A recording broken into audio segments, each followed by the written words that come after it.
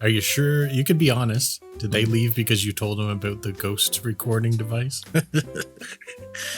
So, okay. For anyone that doesn't know, Nick is asking because the family's out of town this week. Mm-hmm. So I have kind of a funny story. It's a little bit of a... it's a great segue. I think he drove them out. That's what was happening here. He drove them out. So it's Monday, the 11th, when we're recording this. Mm-hmm. Nobody knew about that literally until I think Thursday or Friday of last week. So how did they find out? Did you tell them or they listened? So no, I told him. In fact, Jess was walking through the kitchen and I said, "Hey, we got to have a talk here for a second." She goes, "What?" Uh-oh. She's like, "That's never good." Like, what? And I said, "Well, okay, so something happened. I've not told you because I'm not sure how you'll take this." So I told her, and the whole time she's like this. I don't know what's going through her mind at this point. Like, yeah, she was literally just looking like this. For anyone that's listening on audio, that was a very concerned face. But yeah.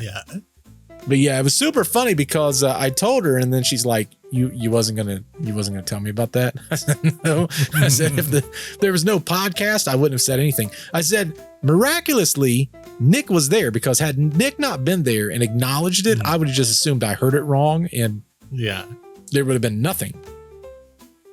But interesting, definitely an interesting case. But for all of you there at Homeland, welcome to the show. Welcome. Get driven off.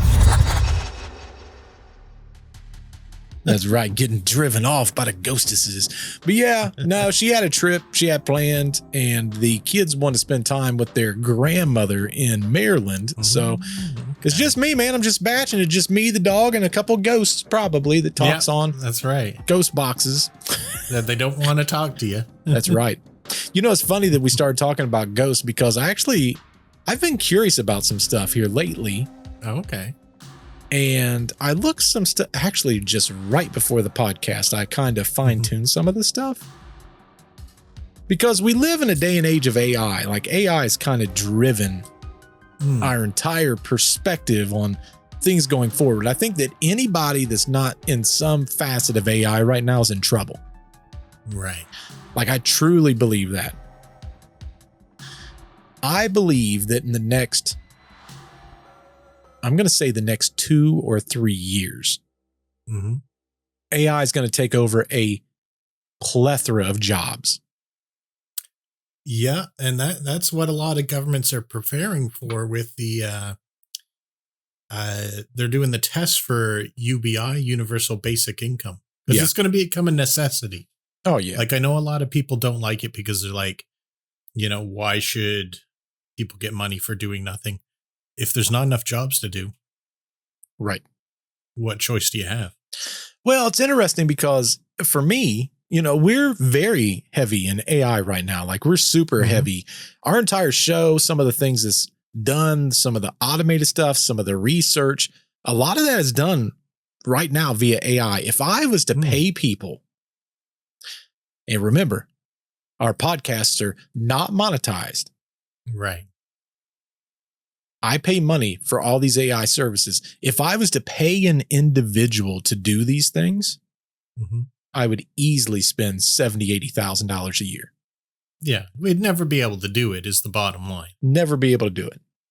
Yeah, and more like, I think as time goes on, people will learn to supplement what they've got with AI instead of basing it all on AI. Because, when things are new, you overdo it.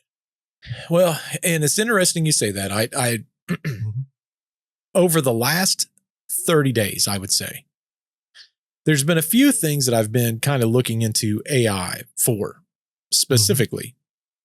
And what I've determined is AI, I would say a month ago, AI was a tool. Right. I would go as far as to say now, just within the last 30 days, AI is basically the equivalent for me of an assistant. Right. Or like so an it's intern. Another person almost. is basically like an intern for me. Yeah. As long as the intern doesn't become the star and we become the intern, the AI. That is true. That would be a problem. That is true. 100% true. You know, yeah. It's interesting for anyone that doesn't know, you know, I've been wearing this bee for the last, it's like a device that goes on your wrist. They call it a B-dot computer. The only difference is I sent one to Nick a while back, but not as a gift, like he actually paid for it. But I did find this really cool, like little metal thing that goes on it. Oh, is that actually made for it? No, it's made for another device that's the same exact dimensions. Nice. I was scared to get in there because it was so tight that I wouldn't put in there, but I ordered another one and I'm like, right. If it breaks, it breaks. Let me just see if I can push it in there. I pushed it and it clicked and I'm like, okay, well, here we go.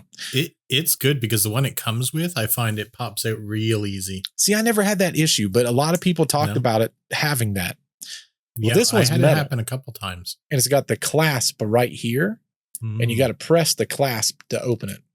Yeah. But anyway, I love this thing because it provided a lot of information, a lot of data. And what it does is it's constantly listening to conversations. Right. And as it's listening to those conversations, it figures out who you are, figures out some things that you might need to do. You name it, it does it. But the difference is with this device, you literally have to go into the app, ask your questions and stuff like that. And listen, I'm a big B.computer fan. Huge one. Right. I love it. Love it. Except. Here we go. I only wear it when I'm going to do fun stuff. Yeah. Because I discovered when I wear it in my day-to-day life, it's depressing how boring my conversations are. Yeah. So like when I'm going to do something creative with friends or, you know, going to talk about interesting subjects, I'll wear it. Yeah. But when I'm just going to work, I do not wear it. I can see that.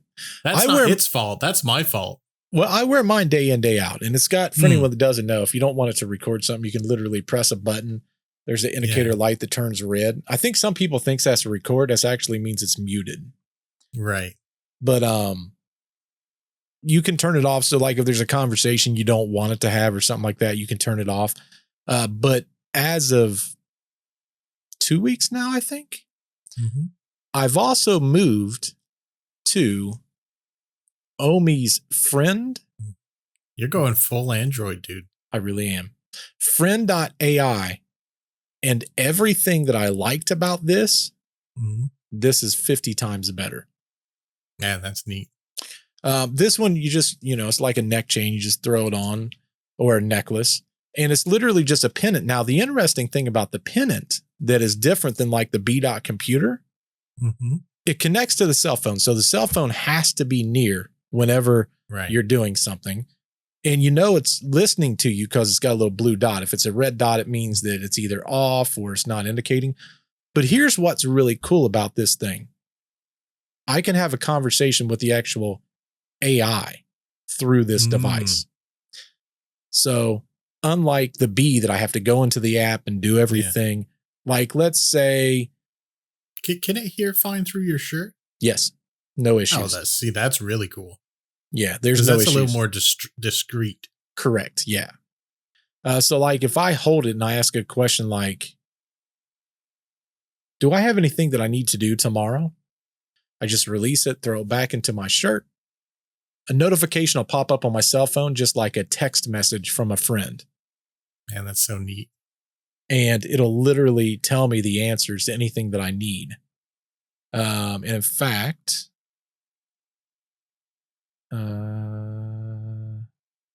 it just answered me. So, looking to see if there's any personal things I don't want in there, like a order number or something like that. At the very top, there's a notification like a friend would send you. I can press the down button.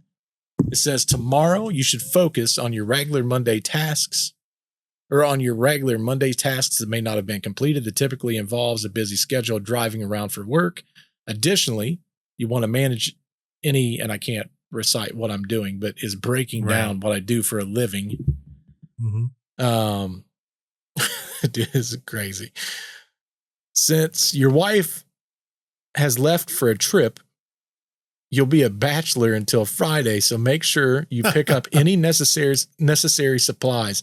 Also remember to work on your podcast, especially if you have any special, and then I got to click on to figure out what's going on. Any special additional that's really assets. good. Yeah. So it's like it listens to everyday life and just kind of figures it out. Now, the other interesting thing about it, I'm looking for maybe one that I can, that's not business related, because I just got off work not that long ago. So a lot of stuff is business related. So it wants to talk about work. Yeah, right now it does. Let me see. So I had a conversation with someone about audio, and they was trying to figure out a cheap alternative to how to make their audio sound really good. And what's crazy is the B doesn't necessarily give me a good indication of when like something happened. This puts it all in chronological order, but what's important is it tells me the date, it tells me the time, and it tells me how long the conversation went for. Oh, that's handy. Now, here's what's crazy. I have the transcript, so this is all the transcript from that moment. But I can go back and I can click this button. There's applications for this AI system. If it's listening to 2 people or 50 people, however many people's in the room, it'll literally say speaker 1, speaker 2, speaker 3, you, speaker 7, speaker 9, and it'll constantly listen for those voices and it'll put them all in a category of their own. But let's say I want to have a conversation summarized, or I can click a button, it'll summarize it. If there's tasks that need to be done, it'll notify it. There's a lie detector. You mentioned that. Yeah, so I can click a button and it'll tell me what the probability of someone lying during a conversation was. I don't know if I want to know that. I do, but this one is handy. Tweet extractor. Oh, okay. So I can can sort of prepare tweets with that, or it automatically repeats it. So based on that conversation, learning audio editing is a wild ride, from figuring out what the heck is a legacy limiter to MacGyver soundproofing with blankets. Pro tip, sometimes free tools and a little DIY beat $264 a year in subscriptions. Hashtag podcasting, hashtag audio editing, hashtag level up. Here's the thing. It wrote it better than I would have. Yeah, it's ready to go. Can it post it right from there? So here's the next thing. Anyone that knows, I use ChatGPT. I'm a pro member on ChatGPT. Right. Highest pay grid you can get. It connects with ChatGPT. And now ChatGPT has agents that can do all of that for me. So every day I've got it set up in different cycles that it will notify me of, hey, this was pretty good conversation. This would be a cool treat. Do you want to publish this? I can say yes, and it'll publish it for me. That is nice. It is just like an assistant, really. Just like an assistant. I wouldn't be surprised because, you have these celebrity Twitter accounts. Oh, yeah. And it sounds kind of like them, but not really. Yeah. I wouldn't be surprised if that was being done with one of those devices. Well, a lot of times, if you think about it, celebrities, they have assistants, just like what we're talking about. It's a paid person that's going with them everywhere. That's a part of your circle, so they kind of know what's going on. Then they just write tweets about it. Yeah. Now you can have a robot do it. I have a robot that does it. But it got me thinking in the realm of paranormal, which is what we cover. What are some of the paranormal uses for AI right now? And I found it interesting that one, you and I have talked about, but not from an AI standpoint. Right. One of them is called a generative ghost. A generative ghost. Yes. Remember, we've talked about this. Well, we talked about someone who came to you and asked you if you could create a program Oh, yes, I do remember that. that could basically mimic someone who had passed away. Mm-hmm. Well, they, just to be clear, they wanted an application that could actually communicate with the dead. Oh, wow. Okay. Well, that's they were a little unhinged, I think. It was sad, but sure. Yeah. In which, listen, during a time of grief, I mean, I think that's possible. You know what I mean? Yeah. I mean, everyone would want that. Oh, yeah. I mean, everyone would, right? Like, how many conversations could I have with someone right now Right. that I wished I could have had? Right. If you could make something that could actually repeatedly, reliably talk with the dead, I feel like that would take the fear out of everyone's life. Oh, yeah. Because they're always available.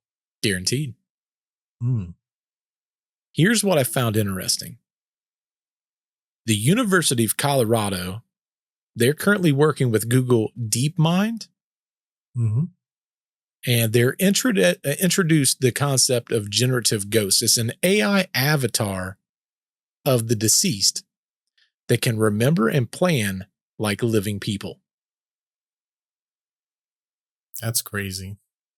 It says that these avatars, they go beyond grief bots by creating new conversations, writing songs, or helping with even estate management after someone has passed away. How do you, like, if you think about that from a morality point of view, or, man, heck, even a religious point of view, how do you feel about that?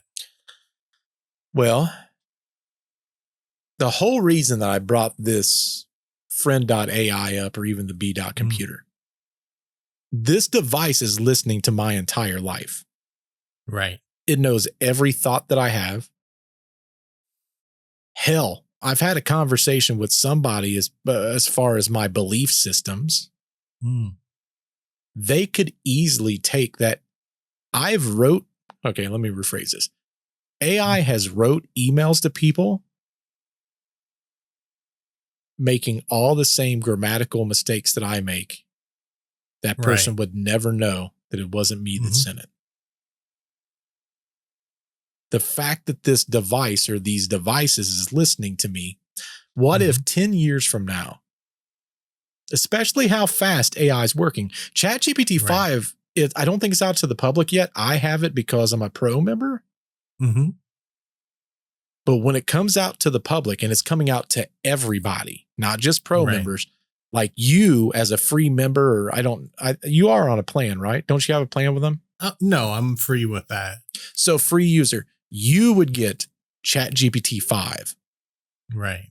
The highest model. There's no longer 15 different models. There's one model. And they say that every conversation with ChatGPT 5 is like you're having a conversation with a friend of yours that's a PhD level person in the field that you're asking questions. And that's nice. I already feel like it's pretty smart in a lot of categories. It is the smartest AI currently available. That's on a metric. So they analyzed all the newest and greatest AIs. ChatGPT 5 is the smartest. It performs the best in every task. Right. So let's say you put all my data into a ChatGPT, even now, ChatGPT 5 with 10 years of info. Right. It could probably pick right back up the day that I'm gone and have a conversation with someone with the same belief systems, with the same concepts, the same ideas, the same mindsets, the same goals, the same perspectives as what I would have today. And it makes me question the same thing you question. Where's the morality line in that?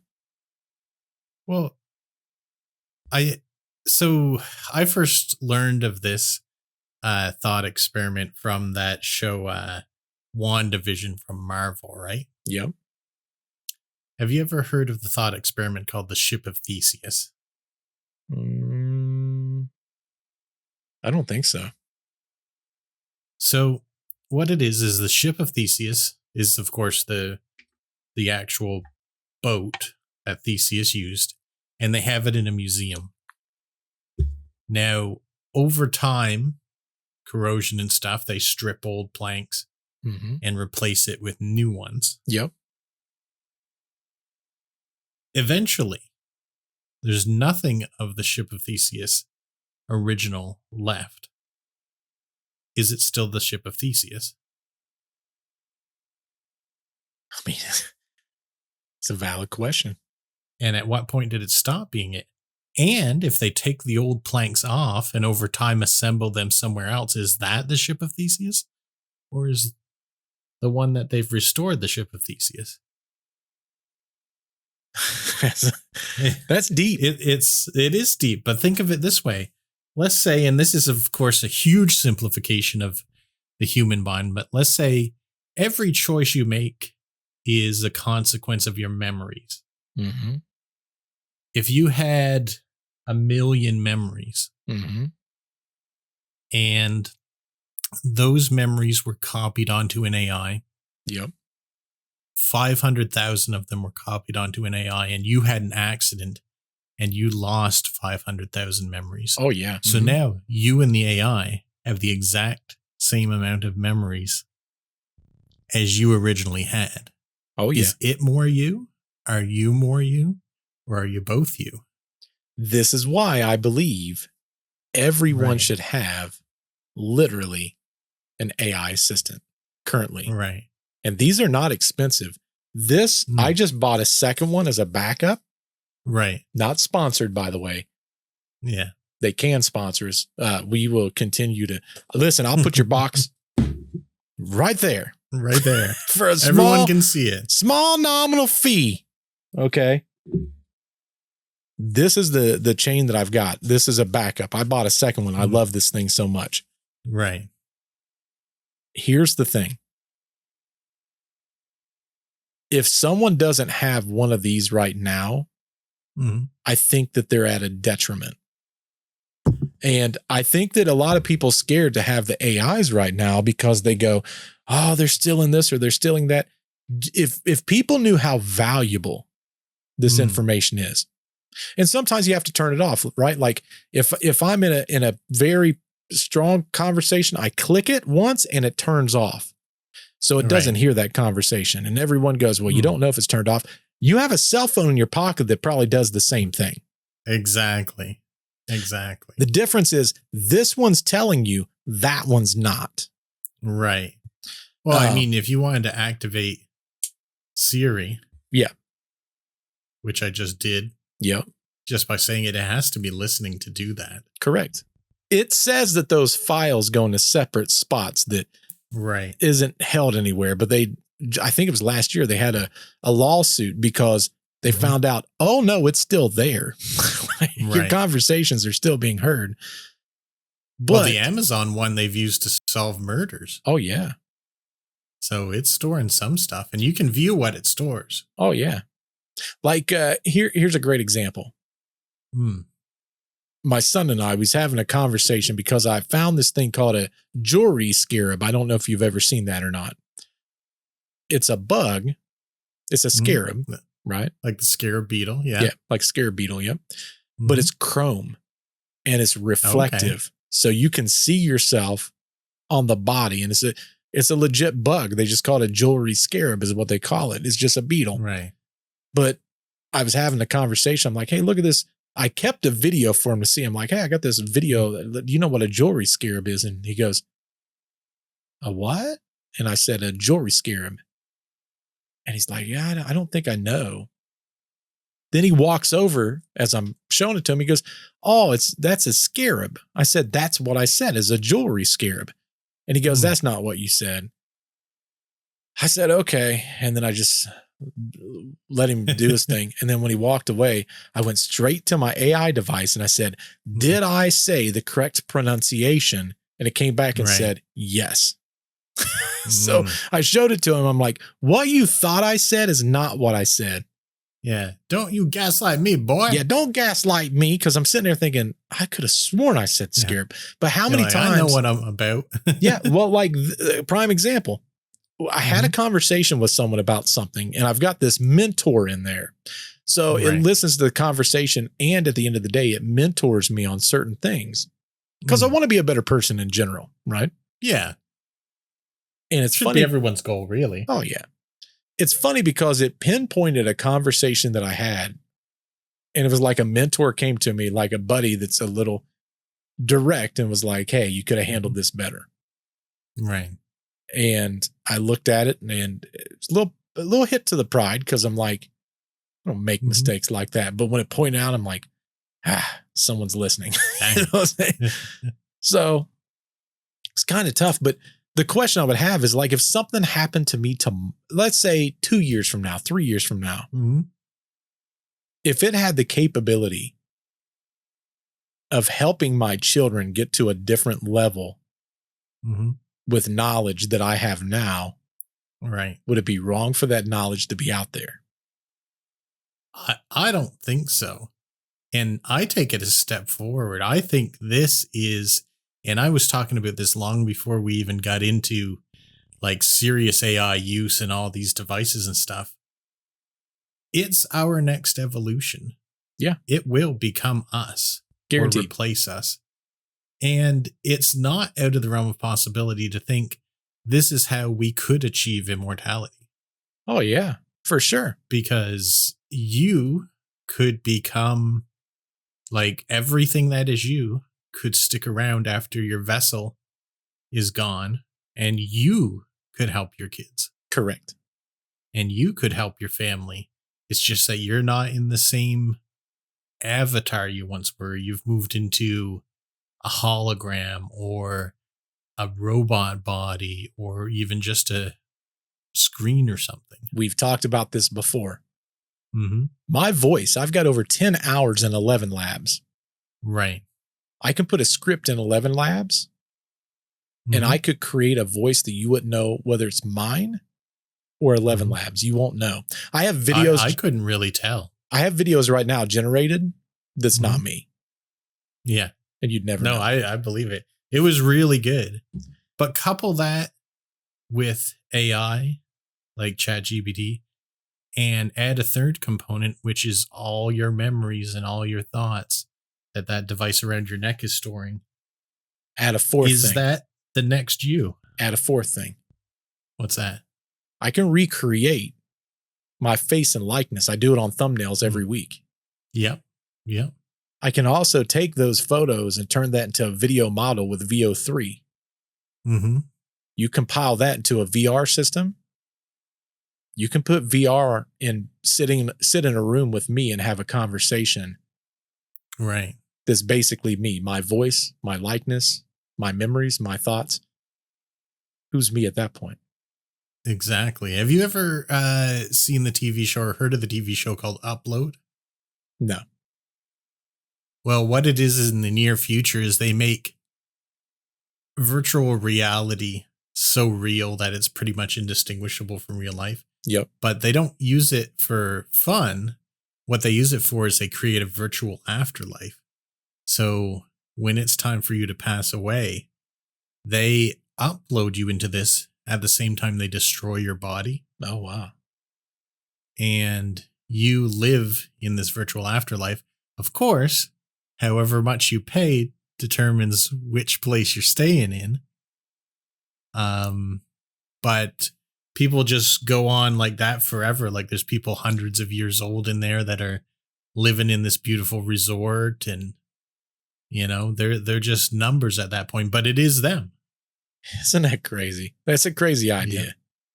But it's fun. It's a really interesting show. You should watch it. It's kind of a comedy, but it's fun and it makes you think too.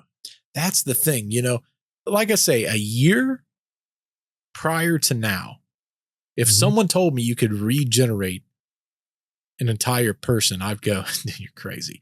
But if you remember, it was a year ago that I put my first pre-order in for this. Right. It was over a year ago. I think this was last March. Okay. I'm one of the first people to get this. Because I ordered the first one, I was able to get a second one super quick. Right. The other interesting thing that they have a device that'll fit on the corner of your head Right. And it uses your brainwave data to help create concepts and ideas Really? based on your own thoughts. I've heard too that they can record you while you're dreaming and play back your dreams when you're awake. Have you heard of this? No, dude, that sounds creepy though. I like it. I can't imagine that it's like a perfect recreation. It's probably not, but how could one say that we're not on the verge of a complete mind download? That's what this OMI is. Because I'm an early backer, I get a discount when that's available. Right. They already have a sunglasses prototype on. Like I've got the Meta Ray-Bans. Right. And the cool thing about Meta Ray-Bans is like if you're in a moment and you don't want to pull your cell phone out, or maybe you don't have your cell phone, you have a camera built in. Right. But they've taken a step farther. Like if I'm looking at something, like I can look at this can, I can say, such and such, tell me how many calories is in this. It'll look at the can, look up the data, and then its AI will tell me what it is. I'll tell you, I would have a pair of those in a second. Yeah. If it could only do landscape video. I know. Like that's the only barrier for me. They created it for people that was doing social media, but the OMI, which is the people, they've got their own sunglasses. That one will be horizontal. See, that's what I'm waiting for then. And the other thing is it has a chip that goes on the side of your head that will be part of that brain reading activity. What they're doing. The moment we can get all that data, we'll live forever. Oh, yeah. That's all there is to it. It just is. It's interesting because when I was reading about all this stuff, it was talking about back in the early days. We're talking the early 1800s. And people go, Bert, why are you going all the way back to the 1800s? It's because the concept is sound on this. When people first started taking photographs, other people thought that you were stealing someone's soul. I've heard that. So the question becomes, if we're so narrow-minded in our thought process that we believe, okay, they're putting all my thoughts and my memories and all, like people ask me all the time, aren't you scared that all your stuff is sitting somewhere? Dude, I don't do anything. Right. I literally don't. Is there things that I say that's probably controversial to some people in life? Sure. Yeah, those aren't the people who are getting access to this stuff. No.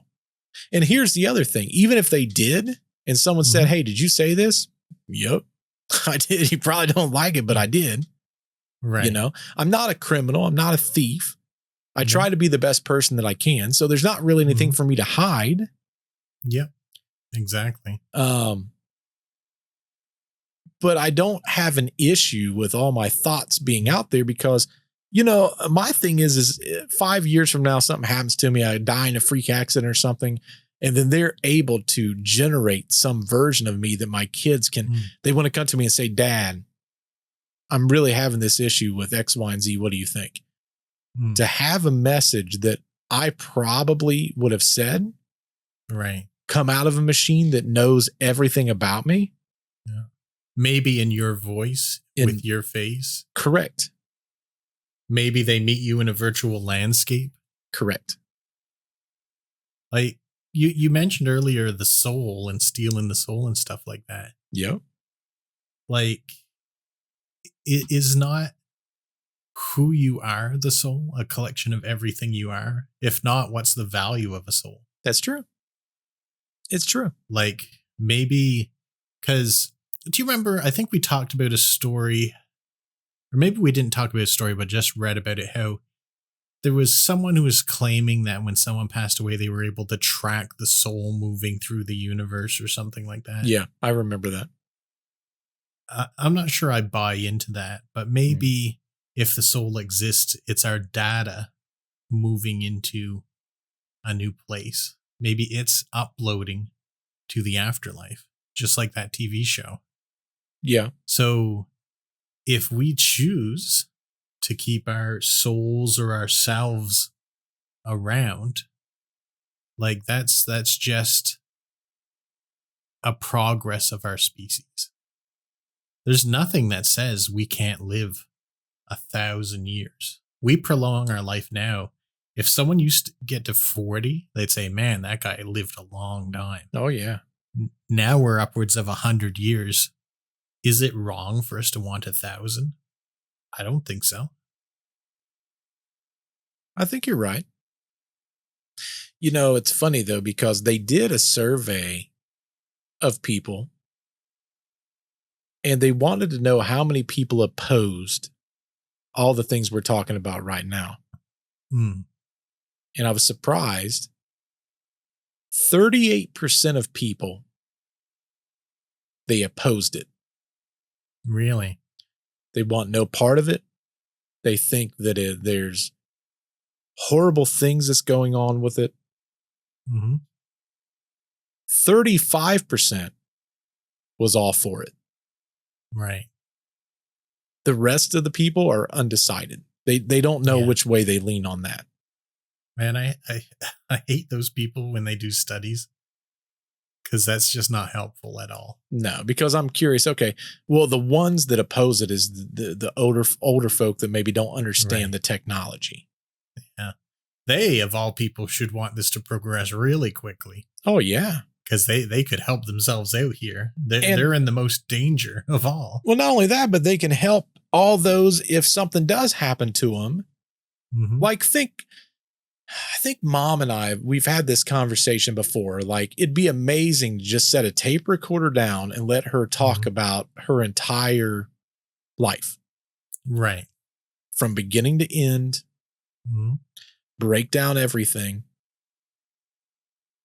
But because time is so limited, and even at my age now, I sit back and I go, you know, by the time, you know, my youngest daughter's out of the house, I'll be in my 60s. Right. You know, I think I determined I'd be 64. You know, at 64 years old, listen, I'm on that downward spiral. I'm already on the downward spiral, right? I'm 47 now. Right. So I understand that the odds that I double that is very rare. 94, that's difficult. You could do 120. It's been done. Could. But that's the thing. It's more above and beyond the thought process of even being healthy, because there's freak accidents. There's, you know, things that happens every single day. Not only that, but I mean, look at how many celebrities we've lost in the last month, the last 30 days that died in their 60s and 70s. Yeah. And they have everything at their disposal. Everything. All the money in the world. Yep. And they can't, they prove that it doesn't matter how much you have. When it's your time, it's your time. But for me, I've had this device for I don't know how many months now. Right. I've just had this one for maybe 2 or 3 weeks, but this one will probably tell you more about my life, because it breaks it down so fine-tuned. It goes, this is business. This is entertainment. This is just you talking out loud and random. I wish this technology was here. Now, I did find it funny because AI is also doing things like AI fortune telling. I don't know if you knew that or not. Right. I'm sure it's doing that, but I don't know much about it. Well, in Greece, a woman asked ChatGPT to perform fortune telling with coffee grounds. Right. Of course, because that's the best thing it could think of to do that with. So she used photographs of coffee residue. ChatGPT predicted her husband was fantasizing about a woman whose name started with E and claimed that he was destined to have an affair. Taking the AI's concepts seriously, she told her husband to leave and file divorce within 3 days. So maybe not all uses of AI are good. That's the thing. Like when I hear stories like that, I go, there's people that take things a little bit too literally. Right. Because AI does a lot of hallucinations. Like we've talked about that. It made an entire segment of our show. We just let AI run. What? Now, here's what I'll tell you. Yeah. It would do a way better job today. It sure would, because it did a god awful job. Yes. At time. Yes. That was bad. That was difficult to work with. it was like 2 weeks ago. I told AI, I was just playing around, and I told AI, I said, I want you to create a story about a cryptid. I'm not going to give you any preface it. I'm not going to give you any concepts, any ideas. I'm not going to tell you what happened. The only thing I want is that the outcome that someone figured out that this AI or this cryptid existed. And I want you to tell the story like it would be found on like a news article or something. Right. So it wrote out this concept. And then I told it, I said, pinpoint if this was a story on the internet, pinpoint all the things that I typically look at for a podcast and create a podcast around it. I read the entire thing and I was like, holy crap, this has to be. So it was good this time. I told it, I said, I went and I said, is this an actual concept of a cryptid that's known? Because I'm like, this is just too good. Like, the information flowed. There was characters, there was names, locations, dates, and times, but they were coinciding with each other. Oh, so it had created a believable timeline of events too. So now with ChatGPT 5, apparently it's even better. I think this was ChatGPT 4.0. Right. Or no. So is 5 going to hallucinate less, do you think? It is. They've already talked about that. So it'll still hallucinate some, but it will reduce the amount of hallucination. Okay. But as I read through this, I'm like, this has to be a cryptid that it stole the concept and idea and then it changed it, whatever it is. I looked it up. Never been a cryptid in that area. So what did it create? Tell me a little bit about this cryptid. It created, and it wasn't bad. It wasn't bad. It was a cryptid. I forget what it called it. It had a name for it. Like, that's how good it was. It had a name that people called it, but not just one name. It had like different names based on the different people. And then it broke down the fact that there was news articles. It was obscure, but they named it this. And then it started being called this. So it had multiple names and generations of itself, but it was basically this cryptid that was like this deer-like thing, but it could kind of shapeshift. Sounded kind of like a skinwalker. Right.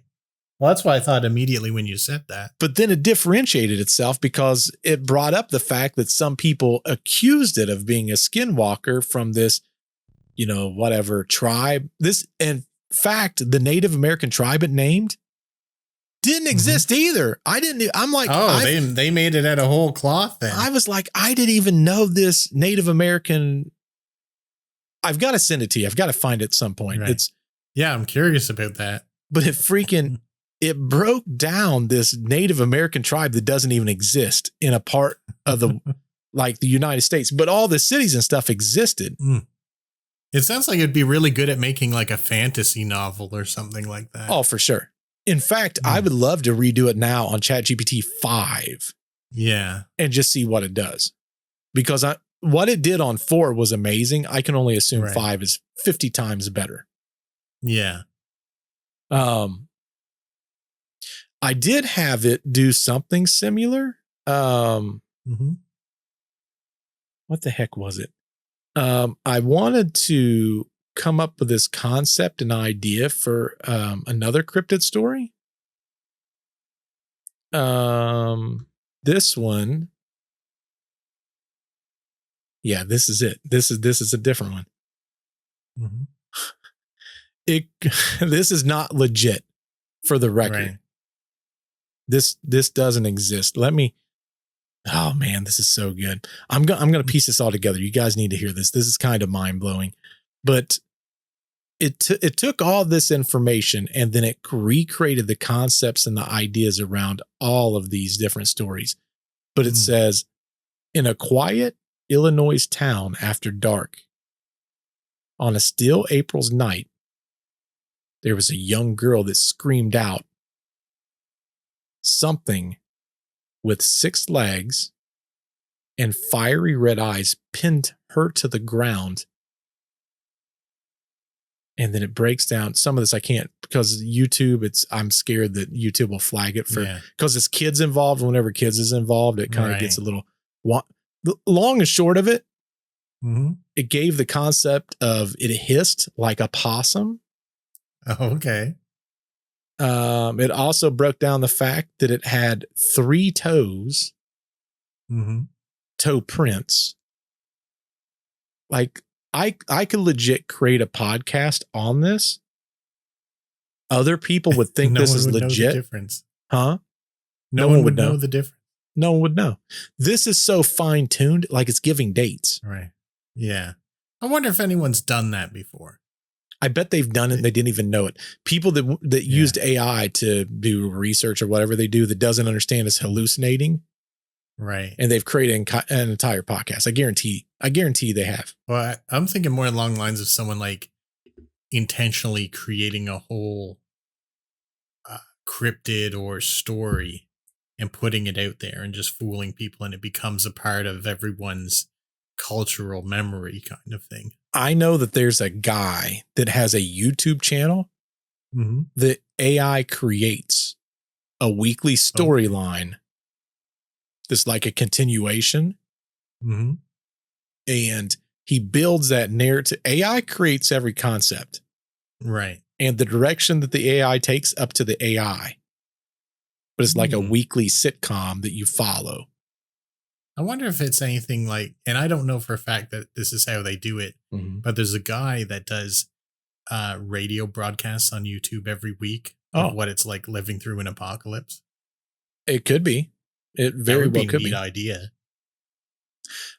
This guy does it. It's like a murder mystery thing. Oh, okay. I found it on YouTube when we was on vacation. So halfway through July, I listened to a few because when we was on the road and I was bored, I was listening. I'm like, this is actually pretty good. He had That's 11 the best time laps. to listen to podcasts and audiobooks is when you're on the road. Oh, yeah. It's the absolute best time. But I don't know. Like I looked at that stuff and I'm like, man, that's just wild. It's wild that that's even an option. Like if I had the time, right, I would make a YouTube channel and that's exactly what I would do. That would be so much fun to do. Because you don't know what direction AI is going to take. Right. Yeah. It's coming up with these ideas and concepts. Exciting. And then you'd have to make the rule that you have to follow it, whatever it says. Oh, yeah. Like you couldn't deviate. No. So like a lot of this stuff, and we've been talking about different beliefs about AI and stuff, and this is kind of a side topic, not so much AI related, but I can relate it back. What is that term that you used? I've been calling it a tulpa. But when you did your interview, it's something where belief creates egregore. Egregore. Have you heard this concept? And it's kind of bizarre that fictional character egregores, people are believing in them and worshiping them as gods now. I wouldn't doubt it. Like, imagine cartoon characters. People believe that they've become real and that they talk to them and stuff, and they have, relationships with them like people would with different religious figures and stuff like that. It's pretty wild. I mean, I could see how it could happen, though. Yeah. I mean, we talked before about people sort of believing Slender Man into reality. Oh, yeah. And coming up with these things that if they do horrible things for Slender Man, he'll take them to his mansion in the woods and all that kind of stuff. But people are believing more and more in AI. Yep. And is it possible that through tulpas or egregores that our belief could be feeding its evolution? I think it very well could. I don't see why it couldn't. Right. Like the advancements are coming hot and heavy after really not having anything for a while. And the more people that use it, sure, that gives it more data to evolve. But if we're believing a true AI into existence, if egregores are a thing, this will be the result of that, I think. Well, it kind of goes back to what you and I have talked about. I don't know how many numerous times when personally, I believe it. It's hard for me because I do a lot of podcasts and I kind of let those stories have their own life. Right. I don't generally bring my own thought processes in. When I do an interview, sometimes I'll bring, some of what I think into the equation, but I generally don't go too deep down that rabbit hole. I kind of let the guests do what they do, but especially if it's something I don't necessarily believe in, right? Right. But I truly believe that we personally create energy that can have an effect on an area.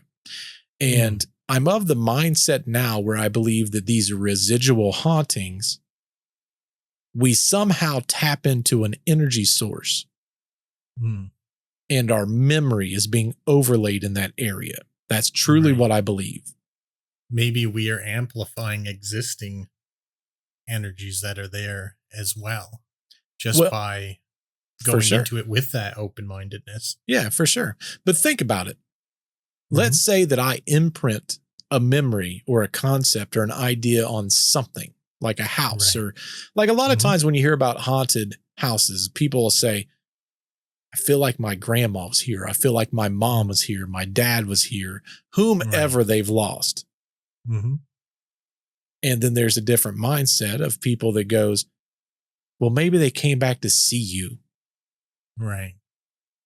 But the question I have is, what if we opened up that idea or the power or the energy for them to come through? And a lot of people, I don't think they think about it. Most of the time when there's sightings or things that happen is shortly after that person has passed away.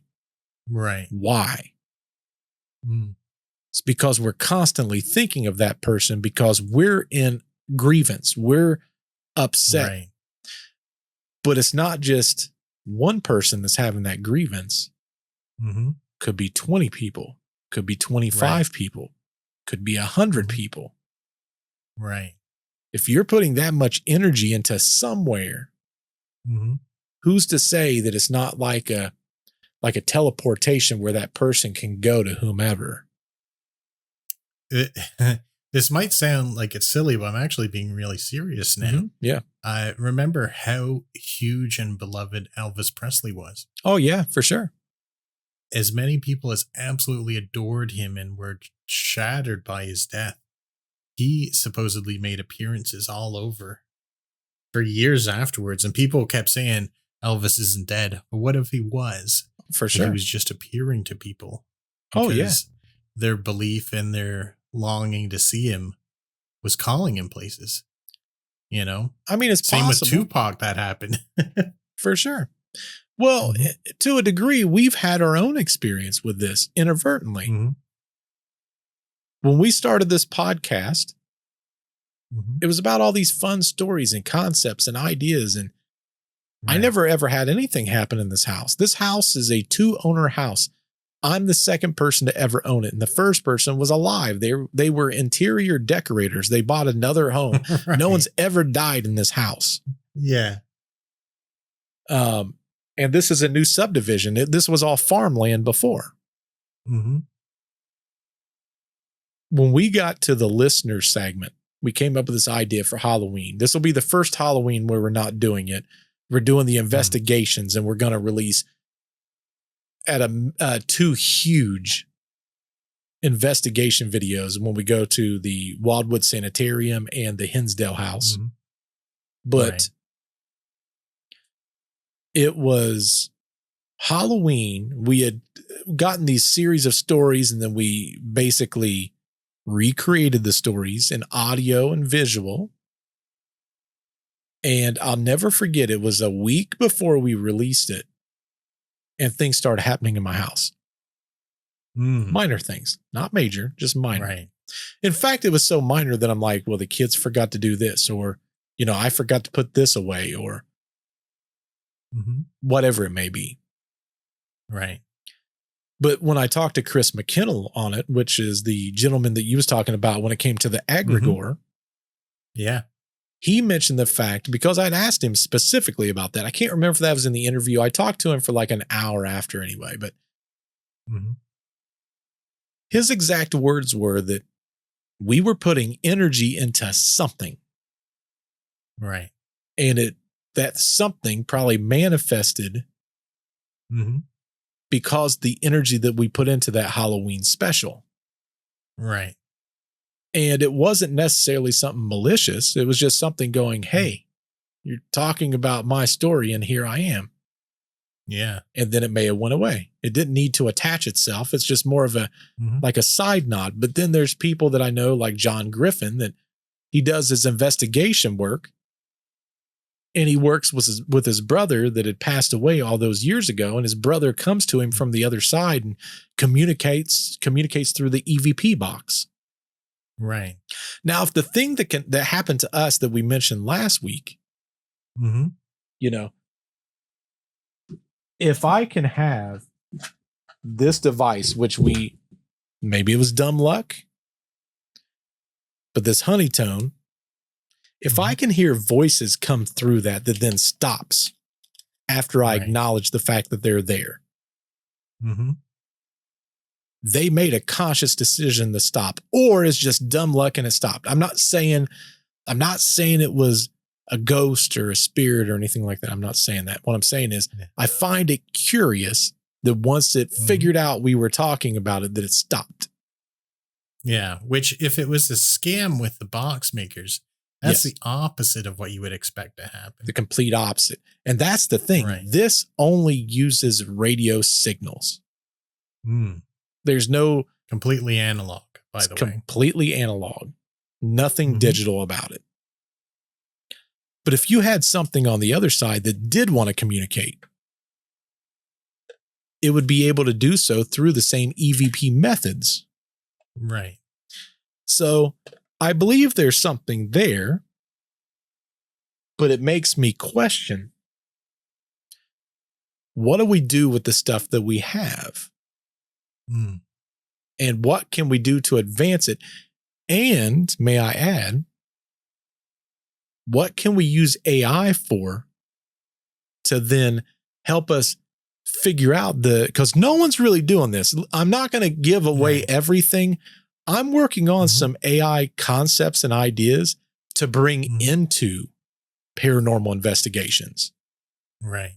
To see if I can have things done from an AI perspective that might find things that I can't find. Well, I know that AI is used very often with video processing, visual video processing. Yes. Like finding things in audio. Correct. And in fact, must be 20 years ago now when I was in school. I was working on a very crude voice recognition program. And I had a computer in the attic of this old house that I was using it up there. And I went and did stuff and forgot I left it going, and it recorded all kinds of conversations up there. Yep. I wonder if AI could help differentiate patterns from audio that you recover. I think it could. I absolutely think that it's possible. Yeah. Just to seek different patterns, because, there's speech patterns that might be almost imperceptible to us, but it could analyze those waveforms to a degree that we can't imagine. Well, think about it. Whenever I'm doing audio, I look at two things. I look at a heat map. Right. And I look at a spectrum analyzer. The spectrum analysis is what I look at. Right. Those two things tell me, is that a voice? Is that a sound? Someone sent me an audio file today and I looked at it and I said, that looks like the equivalent of a bird chirp. And then when I singled it out, it was a bird chirp. Yeah. Yeah. So if I can do that visually, right. I knew it was in the spectrum. So either it's a fan with a high pitched noise, but the consistency was almost like a bird. So I'm like, I think that I could probably remove that, but it was in the same frequency range as someone speaking. Right. So it would have screwed up their talking too. So what I had to do was eliminate each one individually. But if I can, if a layman could find things that are at the 100 level, yes, you can find them at the 10 level. Oh yeah, ChatGPT could find them at the 0.1 level. Correct. That's what I'm going with. Yeah. Can you provide a heat map and a spectral analysis on an audio file, right? Like when we come back from the Wildwood and from Hinsdale, I'll have 32 hours right of 8 cameras and from 8 separate audio sources. I'm not going to divulge my methodology, but I'm creating software right now that might help me find things. Okay. Now, I'm not going to use it to find things. Here's what I'm going to do. I'm going to do it myself, and I'm going to have it run behind me and see if there's something that it finds that I don't find. Okay. Or if it misses things that I find. Yeah, so sort of like a double check method. Well, that, or I see something and I go, that's a ghost. AI comes in and goes, no, hold on, brother. That's no ghost. This is probably what that is. And then I go, perhaps. Might have a point. It's like, that's no ghost. That's a t-shirt waving on a clothesline in some dirty house. Right. In some dirty old house. No one's going to get that joke unless they've listened to every episode. They'd have to listen to every episode. Yeah. But it's kind of like a checks and balance. So I want it to be skeptical, but I want it to find anomalies that I might not be able to pick up myself even. Right. And that's what computers are really good at. Yes. Is pattern recognition and anomaly isolation. Symmetry. It loves symmetry. Yeah. Anything that's, symbiotic, or if it's, symmetry, or if it's pattern seeking, or the other cool thing is, and I'm dabbling with this, I've not fine tuned it. A big problem with us as humans is we're pattern seekers. That's just right. That's flawed why a lot pattern seekers, unfortunately. Oh yeah, I mean that's why pareidoia exists. Right. I'm working with things right now that I've created. It's not perfect, but I can put a photo into it. It will look at the pixelation and determine if it's unrealistic to believe that that's anything other than X, Y, and Z. Right. It's not perfect, but, and a lot of people's going, dude, you're creating programs. I'm not. I'm working with ChatGPT 5 right now. I've had it for like a week now. It's our assistant is doing it. Here's what's nuts. I'm telling it the programs that I want created, and it's writing the code. Right. So I'm able to run that code. And like a year ago, not even 6 months, not even 3 months ago, if I would have done this, it wouldn't have worked. It just wasn't at that point. Right. But I had it the other day. I said, I don't have Tetris anywhere. I asked it to write me a simplistic version of Tetris. I played Tetris for like 20 minutes that it created in less than a minute. Well, I'll tell you, I've been doing different, like I've been programming for more than a quarter century. Yep. And in PHP, I consider myself incredibly good at that. Yep. It's still way better. Now, I don't use it to write things typically. Yep. But when I have trouble spotting what I've done wrong, I feed it in there. Yep. And 9 times out of 10, it can spot it right away. Isn't that crazy? It really makes you lean back and wonder, what's going to happen. And, we mentioned this about simulation theory last week. Like, what's going to happen 100 years from now? Right. Like, imagine this is where we're at now. What's going to 10 years, I think we'd be blown away. A year from now. Right. Look at how much we evolved in a year. Yeah. I mean, this was, a couple of years ago, this was nowhere near where it's at now. Let's put it this way. I'm a one-man wrecking crew on my podcast. Right. I do all the audio. I do all the visual. I do B-roll. I do the scripting. I would be hard pressed for someone to watch the episode that I did last week on simulation theory Right. and not believe that there was a team behind it. The visuals on that are amazing. Mm. And AI did it all. It makes me wonder what new movies and concepts and ideas and Right. I mean, it can create stories now. I mean, for anyone that does not have training on AI, you need to start now. I've started to get a little nervous about believing what I see now. Yeah. And I'll tell you what did it for me. There's videos of people like cuddling with animals. Oh, yeah. And then all of a sudden the animal bites them in the face and they turn into cake. Right. That scared the living crap out of me the first time I saw it. I had to rewatch it. I thought, oh my God, they've killed that person. But it was just AI and cake. I couldn't tell the difference. Just AI. You just don't know. That's what I'm saying. Like there's so much that AI is able to do right now that would literally blow people's mind. And it's in the realm, like, you know, we talk about all the time. Well, we're a mystery channel, paranormal, yada, yada, et cetera, et cetera. This for me is a mystery of what's going to happen 100 years from now. And I'm just warning people. I think that any job right now can be done more than likely with AI. Almost. Yeah. I've tested it on the jobs of some people I work with. Yeah. It's way better. Oh, yeah. And it's efficient. And friendlier. It can work 24 hours a day. It doesn't get offended. Yeah. It doesn't care about holidays. And it doesn't get defensive. Doesn't get defensive. Yeah. You know, always maintains its cool. Oh, yeah. The only jobs that I think are probably safe. Tradesman jobs. Tradesmen. I mean, I hate to put it this way. Manual labor tradesmen. Yeah. People that are in some sales positions. So face-to-face sales with humans.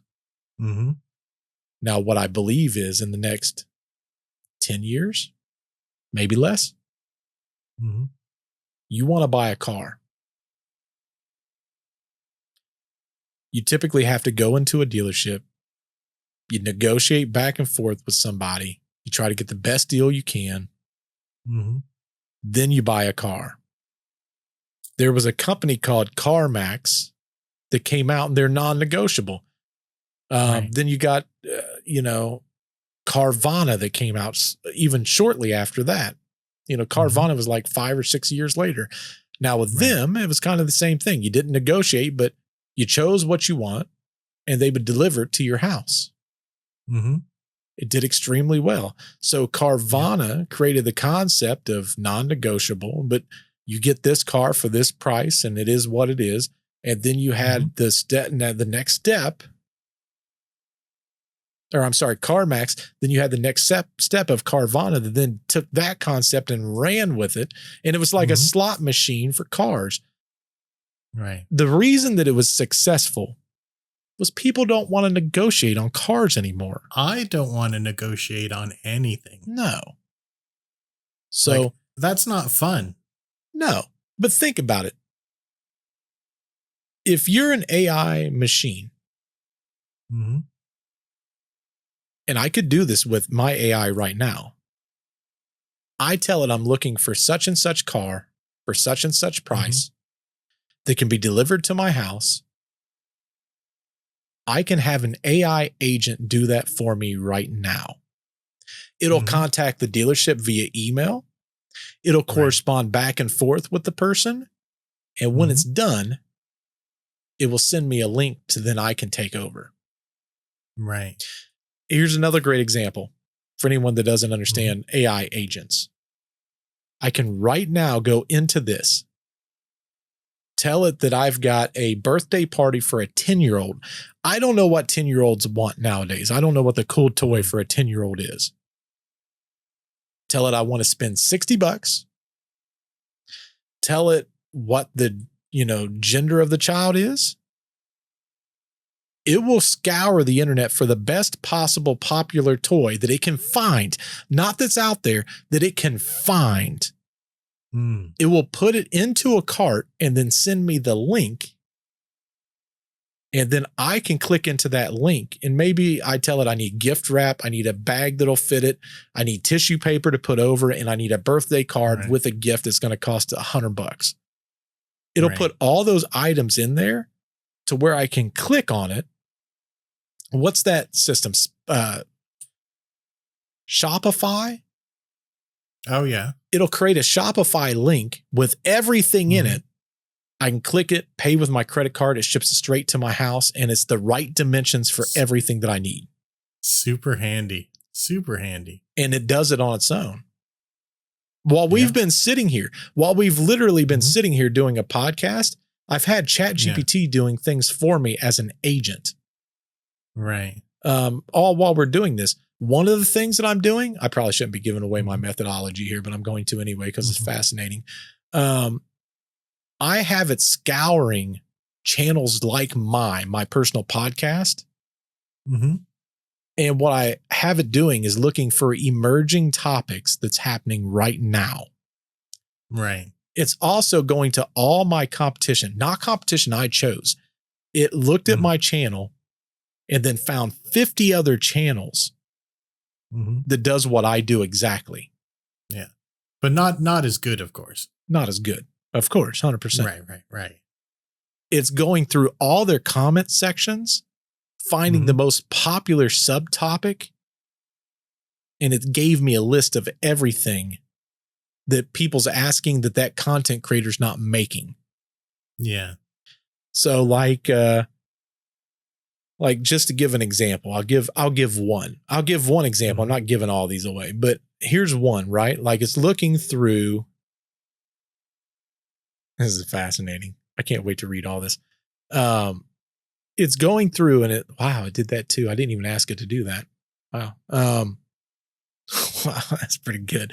Yeah, we're going to pass that. I'm not, y'all can't give away that secret. Nope, not giving that one. Okay. So like, here's a big one.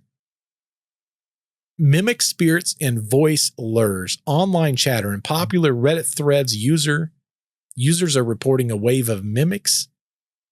It's also talking about the voices of victims of loved ones that's behind doors. Post advise readers never to answer a voice that perfectly mimics their own to avoid speaking at all. Opportunities. So it's saying, hey, this is a popular topic on Reddit right now. Here's the opportunity. Storytellers can dramatize mimic encounters or analyze folklore about shape-shifting spirits. A podcast segment could compare similar legends worldwide, such as the Pukwudgies in native folklore, banshees in Irish mythology, and discuss psychological factors behind hearing the phantom voices. Oh, that's interesting. Yep.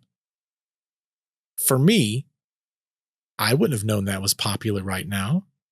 Yeah. But maybe we should do that next week. But like, here's a great example. This is growing. No one's creating anything on this because unless they did what I just did, they don't even know that's emerging. Right. Like that's something that's down here that if we created stuff on it next week, as it's emerging, as that trend is going, it's like a stock. We're buying it cheap right now. But what this is saying is in the next month, this is only going to continue to climb because it's on that slope. You know what we should do just as an experiment? Let's do a big segment on that topic next week. Yeah, absolutely. We can.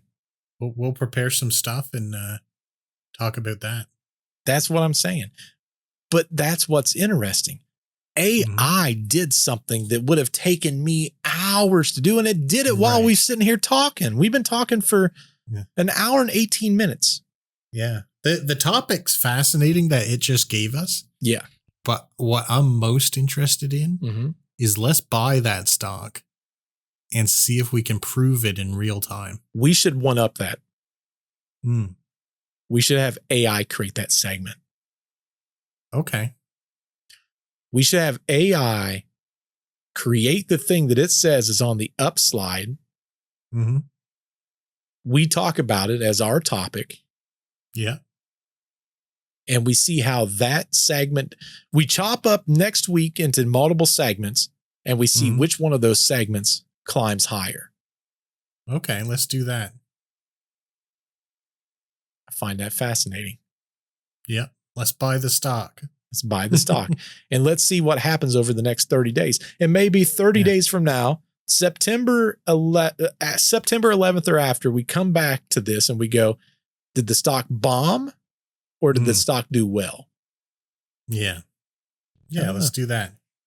Makes me curious. I feel like this entire episode was about AI, but I feel like there's so many interesting segments that we went into. I know everyone's so used to our cryptid talk, but sorry. We'll be back to it next week. Don't you worry. We'll be back with that and mythology and banshees and wudgies, whatever that is. Pug wedgies. Pug wedgies. A pug wedgie. But it's everyone's favorite time. It's time to open up. Well, our favorite time anyway. Yeah, our favorite time. I noticed last week that some people stuck around. They want to see what we're opening, Nick. Oh, is this the last one I got? Nope. 2 more. I got a whole bunch of these, folks. Do you want left or right? Let's go left. I got a good feeling about the left. I opened up the first one. I told you that I promised that I wouldn't open any of these outside of the show. You did say that. However, see what you're supposed to say, Nick? And we say it here in the U.S. all the time. See, what had happened was... Yeah. What had happened was I am very much about keeping my word to the letter. But what I didn't say, I said I wouldn't open either of these outside the show. So I went and bought another one. And you know what I got? I know what you got. You told me, but tell everyone else at home. I got Megan from the movie Megan, which is the one I wanted because I think I like that movie. Doesn't Megan have a TV show also? I don't think so. Is it the doll thing? Is that what I'm thinking it is? It's like a AI doll that was created to, be a therapy doll for children almost. For some reason, I thought that was a series, but maybe that is a movie. I feel like I shouldn't have done that because this feels like this might be Megan in here too. Let's see what we got. Oh, go figure. That's the way it always happens. Oh, you wouldn't believe it. Is it sure enough Megan? Oh, man. Now I got 2 of them. It's the one you wanted, though, Nick. Yeah, now I got 2. I guess I'll give one away. Dude, that's too funny. That's the beauty of it. While you do that, I always set up my little podiums now. They're pretty cool. I need to put out, I didn't put these back out. I need to put my other ones out. I recorded my podcast last week. Mm-hmm. So I had to move these out of the way because no one will be like, why does this dude got Stranger Things behind him? It's because, folks, I don't change my stuff. So I just move them. Let me put them back out here. Man, these things are so addictive. So we got 11. And then last week we got the cheerleader. I can't remember her name. Chrissy. That's it. Then this week, the question is, what do we got this week? We got the cassette tape, folks. This is where everything stops. This is where our background's going to be. I'm super curious what the background is. Dang it, I forgot. I always forget water. Oh, yeah. I forget it every week. You have to use the same thing you've been using every other time. Oh, this is a good sign right here, folks. Or maybe not. I don't actually know what this is going to be. The background is an airport. An airport? Interesting. Do we know anyone that had an airport scene? Not that I can recall. I can't remember one either. I know that they was in that airplane, but there we go. There's a little stand thing. I'm super curious what this is. Well, it's definitely not one you've gotten before. Definitely not. This is a water thing. I'm not supposed to be able to see it, but I'm going to cheat a little bit. Put a little spray on here. It's supposed to be a hint. We like hints. And this looks like those birds. I don't know what the pelican. Like those, like the bat things, or No, the pelican's like that bird thing that has like the big beak. oh, okay. That's what it looks like to me. I don't know that that's what it is, but that's what it looks like. This is two things I don't remember from the show, so I'm really mystified. I'm super curious what this is going to be. So we've got that. Now we've got the 3 packages. That's 2. 1, which has the Demogorgon symbol. This is always the accessory. The accessory is luggage. So it's definitely staying on the theme. I don't know what this is. Yep, that one's luggage. I don't remember there being a who went on a flight. I don't remember. Here's number 2. Number 2 has the Demogorgon. Right.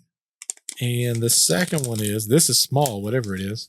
This is Vacation Demogorgon. This one might be. A map. It appears to be a map. Okay. So that's typically. I still don't know. That's typically what they hold. Here's the big one. This one has. I fully expect to see a character that I don't have a clue who it is. This is the Vecna package, and it is. That's Will. Okay. Was he at the airport? I don't know. I don't remember him being in the airport, but the little map fits in his hands. I don't remember him being in an airport. Why would he be in the airport? I don't know. Am I going to have to rewatch the last season again? But as you can see, you can hold the little map. So when we put it on this thing. Oh my God, Will, come back here. Will, no, come back. So when it's all said and done. That's pretty cool. I don't remember this, but it's pretty cool. I don't remember it either, but hey, that's yeah. Well, I mean, they got whole lives we don't know about. I think that's Will. That looks kind of like Will. Yeah, I think it is. It looked very Willish. All right, I got to find out. I've got to look this up before we end this podcast because that doesn't make any sense to me. The sad part is I'm probably not remembering something. Right. In Stranger Things, did Will ever go into the airport? Let's see what old AI says. It's searching, folks. That's a good sign. Absolutely, yes. Will Byers does go to the airport in Stranger Things, specifically season 4, episode 2. The Byers family and their friends had just moved to Lenora, California. Mike travels from Indiana to visit Eleven during the spring break. At the Lenora Hills airport, Mike arrives and greets Eleven with flowers and a hug. Will is there too, awkwardly greeting Mike alongside Jonathan and Argyle. Well, why does Will have the luggage and map? That's what I don't understand. Oh wait, no, it's not a map. What is it? It's the painting he did. Oh, you're right. That is exactly what that is. Yes. But I still don't know why he's got the luggage. Because he traveled, did he? Or I don't. Well, they said that Mike came to them. You're right. Mystery. We have AI for a reason, Nick. I'm going to go straight to the camera. I'm going to take a photo. Come on. All right. I took a picture of it. Based on this photo of Will, whom I assume this photo is, or no, is, shoot, hold on. It is Will. Assume is Will. Can you explain why he's holding the things that he is and why he has the luggage? I will be surprised if it can figure that out. It's supposed to be PhD level now, Nick. Yes, that does look like Will Byers from Stranger Things, and the items he's holding, plus the luggage, are a little Easter egg referring to specific scenes from the show. The backdrop in that photo appears to be the Lenora Hills Airport from season 4, episode 2. Wow. The moment when Mike arrives in California to visit Eleven during spring break. In that scene, the luggage represents Will either traveling or meeting someone who is traveling in the episode. Mm-hmm. Mike is the one flying in, but Will is at the airport with Jonathan and Argyle to greet him. The suitcase here likely symbolizes the whole airport travel setting, even if Will isn't the one who's getting off the plane. The rolled up object, which, mind you, right, you and I talked about, mm-hmm. the rolled up object he's holding is most likely a rolled up painting. This is a direct nod to the major subplot in season 4. Will has been working on a painting for someone special, Mike. Fans speculate for months that this was and will later represent the season to be a fantasy-themed party painting meant to encourage Mike. So there's also... That's too amazing that it can do that. Here's what I'm curious about. We don't understand why Eleven has pizza, and we don't even know who the girl is. Right. I want to take a picture and see if it can figure out what's going on. I know we're extending this, folks, but I know you guys are just as curious as I am at this point. Oh, I definitely am. So I'm going to pull up the camera again. I'm going to go here, photos, camera. That's not pulling up my camera. Let me do it the old-fashioned way. I'm going to take 2 photos. I just got to find my camera, folks. Here it is. Flip the camera. Take that. Take that. So I'm going to plug the first one. I'm going to plug the cheerleader in, and just because we don't even know who that is. We don't know who it is.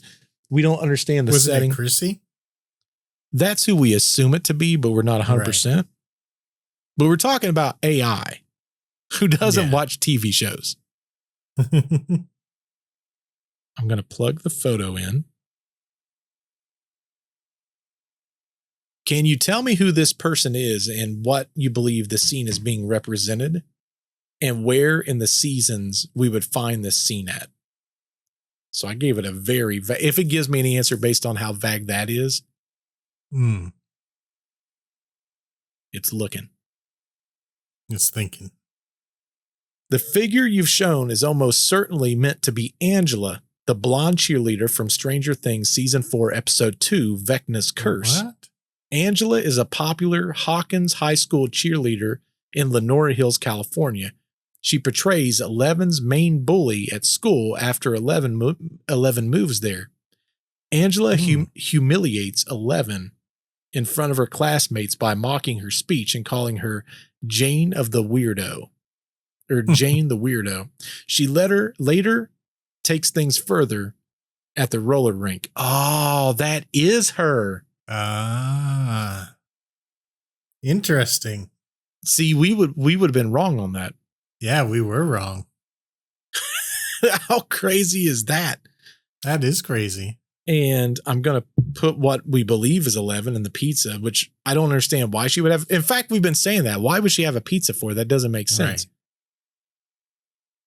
This one I believe is 11, but I'm completely confused on why she has what looks like pizza sunglasses on, and a pizza box. Can you explain? Question mark. Let's see what it says. Yes, that's definitely 11. And the pizza sunglasses plus the pizza box are a direct reference to the quick, quirky moment from Stranger Things Season 4. What's going on here? The sunglasses are actually... Oh, we're so dumb, dude. Oh, no. What is it? Oh, Nick. I'm so pissed off we didn't think of this.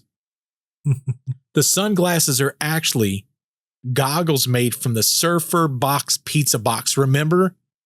Oh, when she had to go in sensory deprivation? No. Dang remember? it. The No? pizza boxes had the sunglasses. Oh, okay. And they was ripping them off the boxes.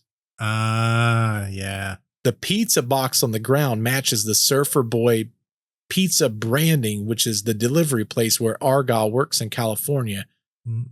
So the reason that the box is there is because that's where they would have ripped the sunglasses off of. I'm so dumb. Why did I not figure that out?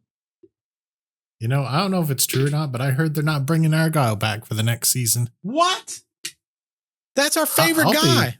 I'll be kind of ticked if they don't. I'm writing a letter to my congressman. Yeah. Well, what says everyone at home? Did you find today's topic on AI interesting? Is there anything that kind of made you scratch your head and go, what the hex?